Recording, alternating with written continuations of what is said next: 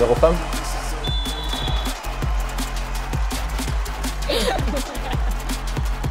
On regarde.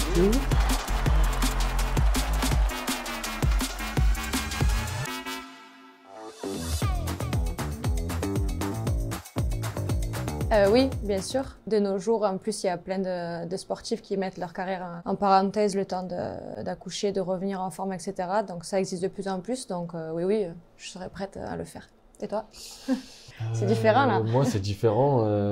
J'avoue que j'ai la chance de concilier les deux parce que j'ai ma femme à côté aussi qui s'en occupe pas mal. J'estime que les enfants, c'est la chose le plus importante dans la vie. Donc oui, je serais prêt si jamais j'avais pas le choix. À l'époque, on ne nous la posait pas cette question et c'était à ce moment-là que ça nous agaçait. Aujourd'hui, c'est en train de se démocratiser, donc ça devient une question normale en fait et on est contente qu'on nous la pose justement de plus en plus souvent.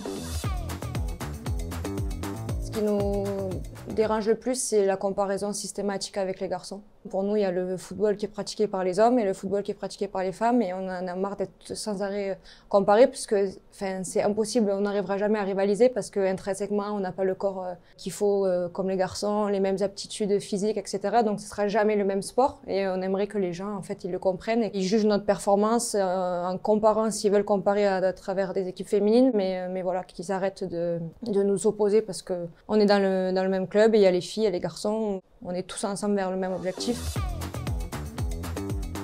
Moi, j'ai la chance, c'est que j'ai les cheveux longs, j'ai des cheveux, donc on va dire que je mets un peu de gel et j'attache mes cheveux. Et après, toujours un petit peu de parfum, mais c'est tout, pas plus.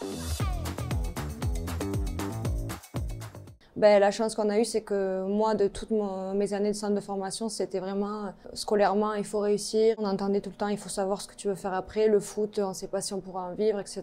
Donc c'est pour ça que moi, je suis allée jusqu'au bout de mes études parce que je savais que j'allais pas en vivre.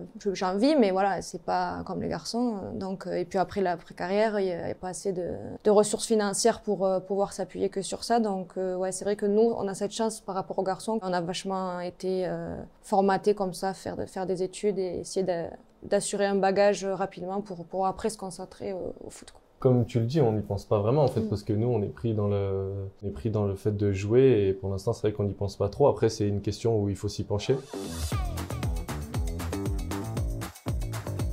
Et déjà, comme tu l'as dit, je pense qu'il faut arrêter de se comparer. On a les femmes d'un côté, les hommes de l'autre. On tire tous dans le même sens, on porte tous le même écusson. Et on a tous une envie, c'est que peu importe qui porte le maillot, que ce soit les jeunes, les filles ou nous, on a envie que Saint-Etienne gagne. Donc ça, c'est le plus important. Je pense que le côté médiatique, ça a un peu changé, ça s'est développé. Peut-être que certaines petites filles peuvent maintenant s'identifier à des joueuses professionnelles et avoir le même rêve, quoi. Ouais, moi, c'était pas le cas, justement, à mon époque, quand j'ai commencé le foot, puisque je m'identifiais qu'à des joueurs, puisque c'était tellement un peu médiatisé que j'avais pas d'exemple.